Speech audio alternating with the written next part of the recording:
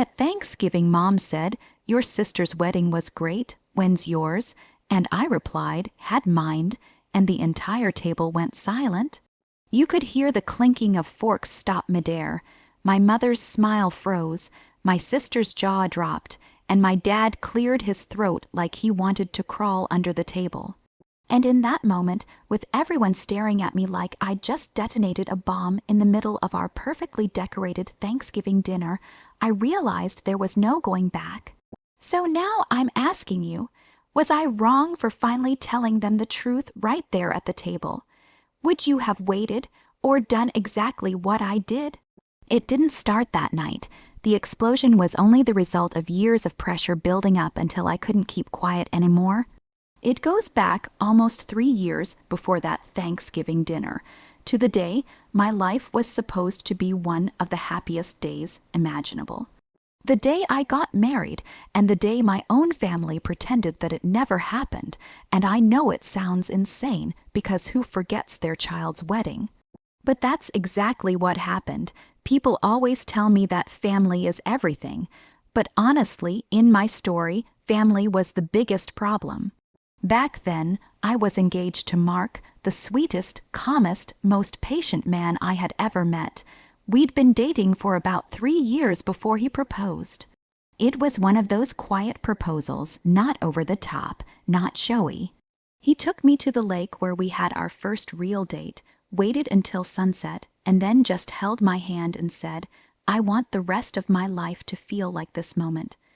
I cried like a baby. I said yes instantly, and I couldn't wait to tell my family, stupidly thinking they'd be excited for me. My sister, Lily, was the first one I told. She immediately started smiling in that forced way that I'd come to know very, very well. "Wow, congrats," she said, but her eyes were already looking somewhere else, somewhere past me, somewhere as if she was waiting for her cue. Lily had always been the golden child, the oldest, the prettiest according to my mom, the one with the big fancy corporate job, the one who knew how to present herself. I wasn't the opposite of her, but I wasn't her, and in my family, that was enough to make me the afterthought. Mom's reaction was worse. When I called to tell her, she didn't even say congratulations. She said, "Oh, so soon," as if 3 years of dating wasn't enough. Then she followed up with, "Have you thought about Lily? She always imagined she'd be the first to get married." I remember just sitting there, phone in hand, thinking, since when was life a competition? But with my mom, everything was. She compared us like she was getting paid for it. Dad at least acted happy, but even he seemed cautious, like he didn't know if he was allowed to show enthusiasm. My family is weird like that. They take all their cues from my mom. Mark saw all of this and told me not to worry about it. He said families sometimes need time to adjust and that he'd win them over eventually. He was always more patient with them than I was. In fact, I think he believed in them more than I did. Our wedding wasn't supposed to be big. We planned a small ceremony at a botanical garden, something simple, peaceful, beautiful. We weren't trying to impress anyone. We just wanted to get married without drama, but of course, drama showed up anyway. About 2 months before the wedding, Lily got engaged too, and instead of being excited for both of us, Mom basically acted like Lily was the second coming of royalty. She plastered her engagement photos everywhere, telling everyone how spectacular Lily's wedding was going to be. She actually asked me, if maybe I'd want to reschedule mine because it might be too overwhelming for the family to plan 2 weddings so close together. That was the moment I realized my wedding wasn't special to them. It wasn't even on their radar. It was something they tolerated. I refused to reschedule. It was my wedding, my life, and I wasn't going to shrink myself because my sister wanted to have her princess moment. But as the date got closer, the signs got clearer. My mom forgot to RSVP. My sister couldn't promise she'd make it because she had a dress fitting. A dress fitting for a wedding that wasn't happening for another 6 months. My dad said he wasn't sure about his schedule. It felt like a joke. Like I was the only one taking my wedding seriously. On the day of the wedding, I held onto hope that they would show up. I kept looking at the entrance, waiting for at least one of them to walk in. I told the wedding coordinator to hold off a few minutes, then a few more. Everyone there noticed that I was stalling, but I didn't want to admit why. I think Mark knew, but he didn't say anything. He just squeezed my hand. Eventually, the coordinator told me we had to start, and that was it. I walked down the aisle without my parents there. My own family skipped my wedding. They didn't send flowers. They didn't send a card. They didn't even text me. Nothing. It hurt more than I can explain. Even now, thinking about it, it feels like someone's squeezing my chest. After the wedding, the excuses were pathetic. Mom claimed she mixed up the dates, even though I'd reminded her a week before. Dad said he thought it was later in the evening. Lily said she couldn't help it because her fiancé's mother really needed her that day. They didn't care. It was obvious. Mark told me we didn't need their approval. He loved me, his family loved me, and for a while I tried to let that be enough. I stopped talking to my family for months, and honestly, they didn't seem to mind much. They didn't try to fix it. They didn't apologize. They just acted like I was being dramatic. Fast forward to the next year, when Lily started planning her giant over-the-top wedding. My mom became a full-time wedding planner. She breathed, lived, and dreamt Lily's wedding. She sent me updates nonstop, not because she wanted me involved, but because she wanted me to see what a real wedding looked like. At least that's how it felt. Sometimes she'd even say stuff like, "You'll get your real wedding someday if you do it properly next time." Properly. As in, follow their script of what a perfect daughter should be. I stopped replying to her messages. But Mark, being the bigger person, convinced me that maybe I should just try to attend Lily's wedding for the sake of family ties.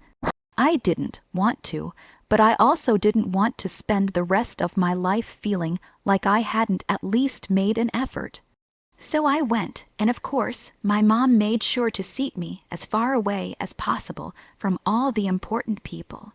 She made snide little comments all night about how magical Lily's wedding was. I just rolled my eyes. I was used to their comments by then, but I didn't expect what came next. Thanksgiving, my favorite holiday. The one day where, even if things were tense, we usually managed to pull it together long enough to enjoy a meal. Mark and I decided to go, even though I was hesitant. I thought maybe we could just eat, talk about normal things, and avoid wedding drama altogether. For the first hour, things actually went smoothly. Mom complimented my dish. Dad asked Mark about work. My sister was too busy showing everyone pictures of her honeymoon to bother me. And then, out of nowhere, Mom hit me with it. She smiled at me sweetly, too sweetly, and said, "Your sister's wedding was great. When's yours?" Like I had never been married.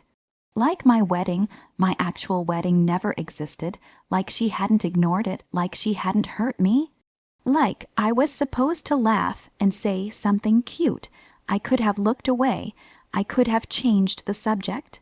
I could have swallowed the same pain I'd been swallowing for years. But something in me snapped. Something that had been waiting for the right moment, finally waking up. So I said calmly, "Had mine." The entire table froze. Mom blinked, confused. "What do you mean had? You never." And before she could finish, I said it louder, clearer. I had my wedding, the one you all skipped. I could see the color drain from her face. My sister's fork literally fell out of her hand. Dad tried to give me the "please stop" look, but I was done protecting their feelings. I said, "My wedding happened. I invited you. I reminded you, and you didn't show up. You acted like it didn't matter, and now you want to pretend it never happened." Mom opened her mouth to speak, but I kept going. I told them everything I had held in, how it hurt, how it made me feel worthless, how I kept trying to be part of the family, even when they made it clear I didn't fit their perfect picture. And then I said the part that really pushed them over the edge. "I'm done pretending we're close. I'm done pretending I wasn't hurt. I'm done pretending you didn't choose Lily over me every step of the way. Middle of the story moment here. This is where I need to ask you again, what would you have done? If your entire family erased your wedding like it was nothing, and then asked when you were going to have the real one, would you have blown up like I did? Or would you have stayed silent? Before I tell you what happened next, I want you to imagine yourself sitting at that table. Everyone staring at you, years of hurt bubbling up. What would you have said? After that moment, everything went downhill fast. Lily started crying, telling me I was ruining Thanksgiving. Mom insisted I misunderstood everything, even though she knew she hadn't. Dad muttered something about family shouldn't fight like this, which almost made me laugh because avoiding conflict was literally what created the problem in the first place. Mark stood beside me the entire time. He didn't say a word, but he didn't need to. His presence alone made me feel calmer. Like I wasn't alone for once. I told them I wasn't staying for dinner anymore. The room felt suffocating. So I grabbed my coat and Mark grabbed my hand and we left. I didn't look back. The aftermath wasn't pretty. Mom sent a long message about how I had embarrassed the family. Lily posted some overly passive, aggressive quotes on Instagram about jealous siblings. Dad emailed me saying he wanted to talk when I was calmer. None of them apologized, not once, but something unexpected happened. I felt lighter, freer, like finally telling the truth out loud had taken a weight off my chest that I'd been carrying for years. Mark told me I did the right thing.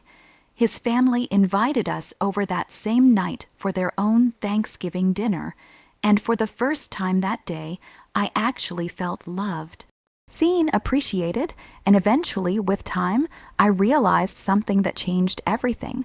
Family isn't defined by blood. It's defined by love, effort, respect, and presence. And my own family, they hadn't been present for me in a long time. We don't talk much now, not because I'm angry anymore, but because I'm done chasing people who don't want me. And honestly, life has been quieter, calmer, and happier without constantly trying to earn their approval. So that's what happened. That's the story. And now I want to end with this. If you've ever felt invisible in your own family, or like you were constantly being compared to someone else, you're not alone. And you don't have to stay quiet forever. Like this video if you were on my side. Subscribe for more stories like this, and tell me in the comments what you think about this whole mess. I'll see you all in the next story.